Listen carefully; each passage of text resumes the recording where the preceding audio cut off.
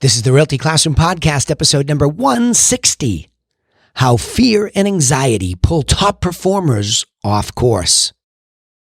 Are you a real estate agent with an entrepreneurial spirit who wants to turn your job into a business without sacrificing your lifestyle? But you just can't seem to find the right plan or any plan to help you get there? Well, then, hey, you are definitely in the right place. I'm Danny Griffin, the founder of the Realty Classroom and the host of this podcast. Now, to help you take immediate action to get started in the right direction, I've created a free strategic plan that's waiting for you at freeagentgift.com, freeagentgift.com. If you do nothing else, at least get over there and download the one-page infographic, pin it up to the wall where you do your agent business stuff, and it will keep you strategic. All right, how fear and anxiety pull top performers off course. The first point here is, well, how you know when you're off course. How do you know? How do you know what's happening? And so when a lot of the top producers that I coach one-on-one come to me, they come to me broken a little bit, and they've been successful. So if you were looking from the outside in at any of the folks that I coach, and again, one-on-one time is reserved for the top producers who have really made it quite the effort to build it into a business, not knowing what they don't know.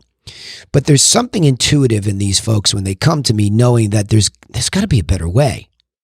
So that they ascend to this plateau and they have all of the trophies and the rewards and awards that they get at all these award dinners, and everybody parades themselves across the stage and said, "Look at the Eagles! You can become an Eagle one day." And meanwhile, the Eagles choking on their expenses.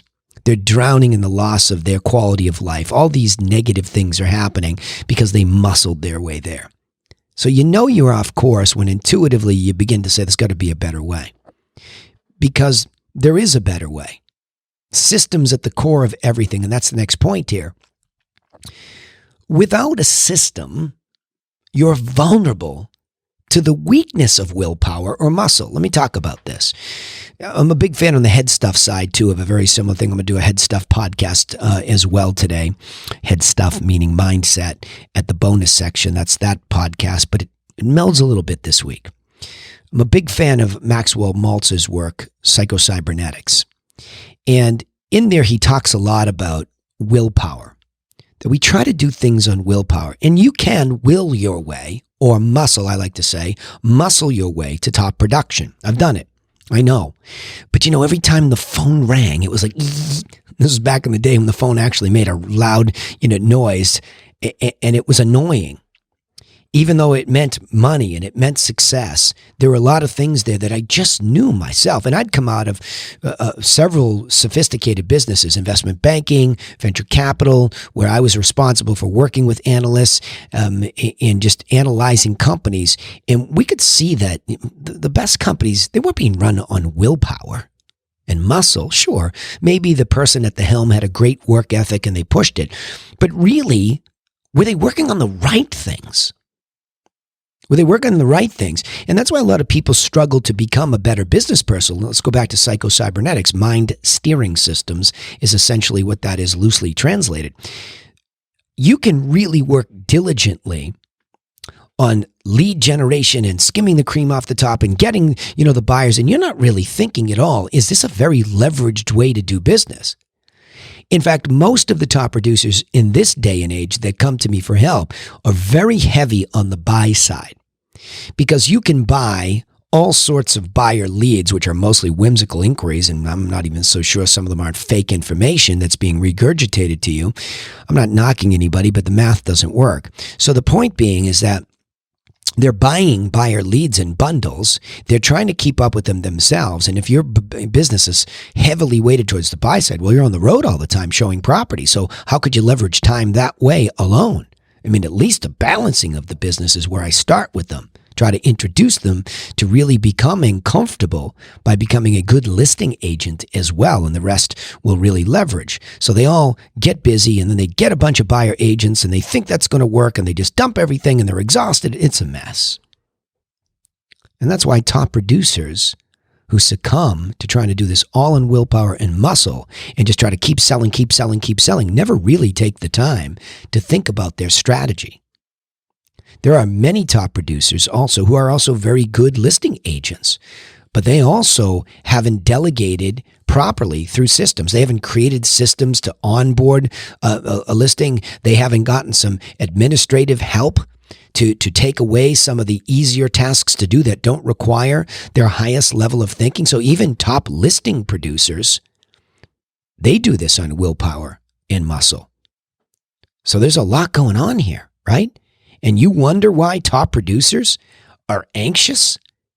And you wonder how all this fear and anxiety starts to pull them off course? They get really way off course. In fact, let me give you another anecdote about other people that I've hired and coach and train as part of this whole top producer effort. One of the most important positions to cover is the telemarketer, who will help you with the outbound calls that you must make even if you're following up on referred business. Hey, Danny, I want to refer you Jimmy. He's my cousin. And then all of a sudden, Danny, who has too many things going on as a top producer, forgets to call him back. You see what I mean? So somebody helping with outbound calls is one of the first things that I did and that I teach my top producers so that they begin to leverage with some of the most money-making activities that they're falling behind on. But now we have the new challenge. You go out and you hire a professional telemarketer, somebody with years of doing this, and they come into real estate. They haven't really had that experience.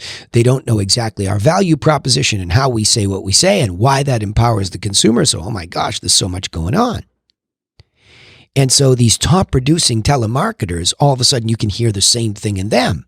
There's this fear and anxiety. So you have the top producer in fear, like, will I ever get out of this? Will I ever become a business owner? Or am I trapped in this really, seemingly good job, but I'm drowning in expenses and anxiety. I have no life. I can't go away. People are yelling at me.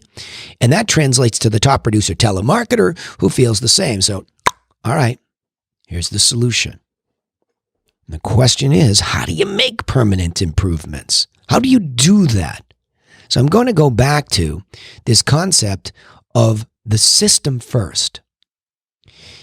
As a top producer goes through their business life, they're doing things systematically. But the shame is they never sit down, and I'm never far from one. I'll fumble and stumble. If you're watching the video of this, I'll hold it up because it's never far from me. It's a legal pad and a mechanical pencil. I'm a fan of those, right? It's close to me because if I'm trying to get something out of my head, and instead of letting it cause more fear and anxiety because I don't have it organized, I'll organize it on a simple legal pad. And that's the beginnings of becoming systematized, to take things out of your head and say, how did I really do this? And, oh, I forgot this. Oh, I remember this. See what happens? The brain only has so much capacity before the animal instinct inside says, we are overheating, there's too much going on, and we have to survive. So shut down. So as I get more fearful and anxious, there's so much going on and I'm overwhelmed, the animal brain will actually shut me down. Shut you down. Shut us down. So the way to calm the animal brain before it hits the kill switch is to just simply start to systematize by documenting the processes that you go through. And in those processes, if you can see immediately, gee, I could hire somebody to do this relatively cheaply, do it. System, organized, person to do it for you. But I don't have time to train them. Train them what? You made a checklist. Tell them, here's what to do. Do you have experience doing this type of thing? Yes, I do. Wonderful. Let's oversee this for a couple weeks, but I'm expecting that you're up and going pretty quickly and that you're coming to me for tweaks. I have a whole staff like that. My whole media staff, after I produce this podcast, it's just off to them. There's nothing else to do. I just verify once in a while that it's up there and it's what I expect it looks like. And if I want to make some improvements, I do that. But that's how I do it. I document all this. But I have to see myself. That's the key point here. I have to see myself differently. So as I'm anxious and fearful, the how to get out of that is to actually practice seeing myself, becoming more systematized, having people plug into those systems, and me getting more profitable, okay? Me becoming more profitable so that I can afford those additional people and then some. So in other words, the leverage through the system and the people, I see myself making more money, not just to cover the additional cost of the people, but also more because my time is leveraged. I've grown time. So I keep seeing myself that way because if I try to willpower, well, I'm just going to hire somebody and I will, and I'm all muscle. I know what it sounds like because I train top producers who do it. I have one, Eli, I'm thinking about. We have a laugh about it now. But in the beginning, when he first started work with me, I told him to get a telemarketer. And that's what it sounded like talking to him. And he just hired, well, I couldn't get you on a Thursday at 4 o'clock, so I just hired somebody. What do you think happened? Out the door they went. So you don't just wake up and recognize this stuff and think, I'm going to muscle it. You're not going to muscle the management and the growth of your business. You're going to become it. I'm going to say that again. You're not going to willpower or muscle your way to a managed strategic business. You're going to become that thing by acting as if you are already it in your head. And I'm telling you how. So all you have to do is practice it. You don't have to know exactly how I do it and, get all freaked out. Well, you know how to do it already. Oh, relax. Just imagine it. The resourcefulness, once you begin to imagine it happening, the resources are pretty obvious. I had the best compliment in my whole entire career over the last month. Somebody looked at the stuff and said, this is really good because it's essentially organized common sense. I hope I'm not insulting you. Insulting me? It's the greatest compliment ever professionally, that this is nothing more than organized common sense. But you have to act as if it already exists in your world and that it is you. So that's how you make a permanent improvement, because you're creating that self-image as that manager, that strategic person who begins to grow in addition to the successful top producer. And what's happening is the anxiety that used to pull you off because you'd hire somebody, oh, I tried that, it didn't work for me. No, you didn't become the thing that you needed to. Of course it works. What? That's what I say to top producers, right? So the point being is that, okay, so I'm giving you this free coaching, but I have to tell people that even pay for coaching with me and their telemarketers and their teams to seek coaching and be open to reasonable constructive criticism. Let me give you an example. So it's taken me many years to crack the code with some people that I've known and coached for a long time to say, will you stop doing this like transactional stuff and stop making excuses and just sit still and do one thing? You are fearful of becoming a better version of yourself. You're anxious because you won't sit still and do it. So just sit still and do it. And seek me out, even though I have them meeting with me on the regular, meeting every week plus group calls. You have to seek the coaching. You have to be specific. And when I give you an answer, you have to be open to reasonable constructive criticism. So let me go back to an example that I'll give you. I have a top producer who finally really gets this. Again, a little bit all over the place with speed. Most of them are, all of a sudden there's an epiphany and there's a frustration moment. Why didn't I do this before? And now they go Mach 10 with their hair on fire, right? And they start to hire and put these people in place and they want these details, but they have to slow down and seek the coaching and say, all right, am I going too fast? What do you think? And when you get that constructive criticism from a trained eye, I'm not always right, but I know what I know because I actually do what I teach. So listen to it. So somebody had and we asked this. So when the telemarketers come in, because they get trained by me, are you trainable? Are you coachable? See, you have to talk to top producers that way because they come in with so much fear and anxiety that they are actually very much not open at times to being trained on new ideas or strategies and then coached against them because they're very insecure. And I say that they're very insecure simply because they've become secure by being control freaks and hanging on. So we hired another telemarketer for one of these guys, and plenty of great gals in the group too, but one of these guys in particularly, he gets somebody, and I asked her in my own interview, are you trainable? Are you coachable? Listen to these calls. I'm pretty to the point and aggressive. Within a week, she's on there with a recorded call. We're going through it, and I give a piece of constructive criticism, and she starts to argue with me. Well, I watched a video where you said, I said, stop, stop. That's exactly the opposite of trainable and coachable. It's exactly the opposite, okay? If you have a misperception about something early on, that's fine. We'll go over thousands of times, but don't argue. Don't be that insecure. And you know what happened? That week, she quit. So this is a real problem. that people come in with this top production. Well, I've always done it my way. I know. Muscle man, muscle woman. I get it. So did I. Willpower. Wasn't it great? Really worked out great compared to what I have now. Not so. What I have now is a true sales machine that empowers people, and I live with so much less fear, so much less anxiety, because the strategic management brain, I act as if that is now the dominant brain, and it is. Because I've been able to create so many systems and delegate to so many people and increase the profitability, not go backwards with the silly spending we did on leads, and more leads, but to be efficient, to be effective, and to be more profitable by seeking median and above priced properties as listings. It's just been just smart.